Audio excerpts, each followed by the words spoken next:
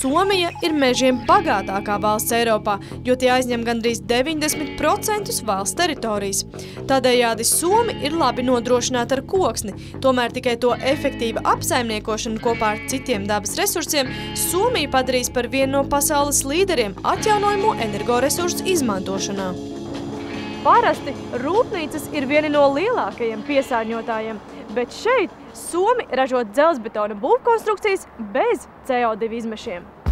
Tas tāpēc, ka pirms 4 gadiem uzņēmums nolēmis apkuras sistēmu, kurā izmantota fosilā degviela, nomainīt pret granulu apkuras katlu. Un iemesls tam bijis tikai viens – samazināt siltumenerģijas izmaksas. Rūpnīcai apkuri vajadzīga arī vasarā, lai betons varētu izžūt. Arī silts ūdens nepieciešams visa gada garumā.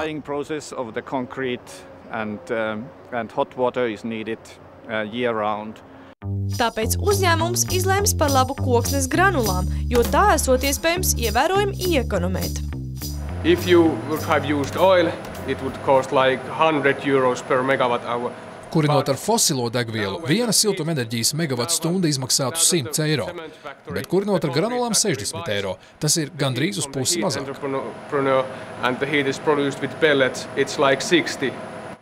Apkuras katla jauda ir 1 megavats, un gadā te tiek izlietots aptuveni 400 tonnas koksnes granulu.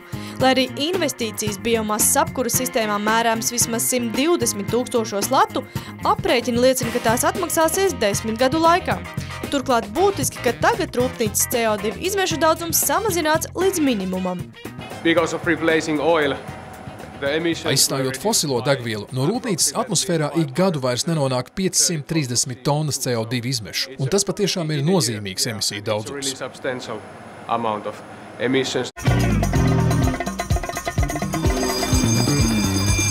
Arī vietējā skola, dažu kilometru attālumā no Parmas rūpnīcas, jau pāris gadu tiek apkurināta ar koksnes granulām.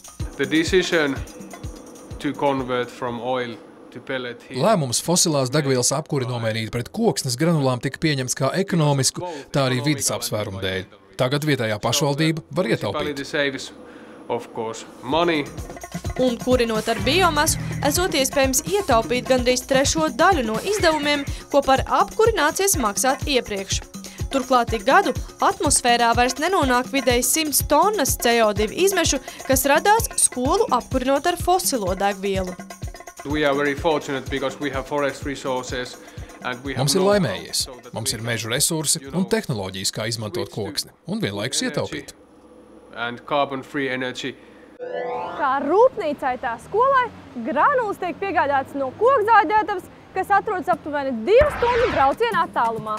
Tas, ka kurināmais tiek iegūts un saražots tepat uz vietas, protams, palīdz saglabāt tās salīdzinoši zemās izmaksas. Tomēr būtiski, ka granulas tiek gatavotas no kokrūpniecības pārpalikumiem. Galvenā doma ir ražot atjaunojamo enerģiju no koksnes pārpalikumiem, kuri pirms 10 gadiem tika uzskatīti par neizmantojamiem. Domāšana ir jauna, bet tehnoloģija diezgan vienkārša. Koksnes granulu ražošanas tehnoloģija šeit ir gandrīz pilnībā automatizēts process, kuru pāris darbiniekiem atliek vien pieskatīt. Izej materiāls tiek padots uz dzirnavām, kur tas tiek samalts ļoti smalkās skaidās, bet vēlāk saprasēts vajadzīgā izmēra granulās. Process ir ļoti vienkāršs. Tā kā 2 pēdējās ziemas bijušas īpaši augstas, Tero ir cerīgs, ka arī turpmāk bizness varētu iet no rokas.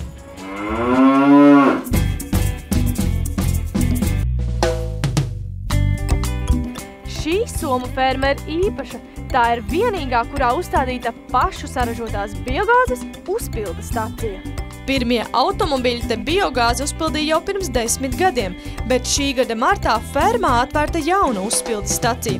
Tā ir vismaz 50 patstāvīgie klienti, un to vidū ir arī taksometra vadītājs, kurš ar biogāzi brauc jau 5 gadus. Sen verran erilaista se on ajaa biokaasulla, että Biogāze ir lētāka, un tā ir pozitīva ieteikuma uz marketingu. Ir klienti, kurš speciāli vēlas pasūtīt mašīnu, kas darbojas tieši ar biogāzi. Positiivisempaa ajaa sillä lailla on semmoisia asiakkaita, jotka vartavasti tilaa biokaasutaksi. Fermas saimnieks lepojas, ka šī degviela ir vienīgā Somijā, kas ir ekoloģiska un pilnībā iegūta tikai no vietējām izaivielām. Bet, lai apskatītu, kā šeit tiek ražota biogāze, vispirms jādodas uz Kūti. Šajā fermā ir 35 govis, kuras gadā saražot 1500 tonnas kūtsmēsli.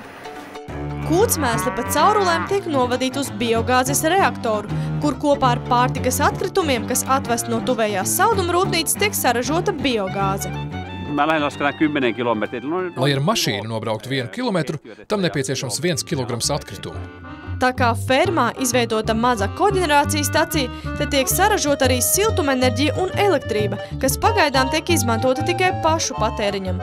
Tomēr kopumā šobrīd aptuveni pusi no fermas ienākumiem veido pārdotais piens, bet otru pusi – biogāze. Ja se puoli on tällä hetkellä hyvin kannattavaksi. Biogāzes pārdotie apjomi katru gadu dubultojas. Pēc 2-3 gadiem tas kļūs par pievilcīgu biznesu. Liikennebiokaastusta noin puolet meidän tilan liikevaihdosta. Fermā investēts vismaz 1 miljons latu, bet nākotnē plānots palielināt kā biogāzes, tā elektrības ražošanas un pārdošanas apjoms. Tāpēc te tiks būvēts jauns, jaudīgāks ģenerators. Un tad biogāze varētu kļūt par galveno saimniecības ienākumu avotu. Tālūk Skandināvi jaunākās vides tehnoloģijas īsteno dzīvē un attīsta biznesu, saudzējot vidi.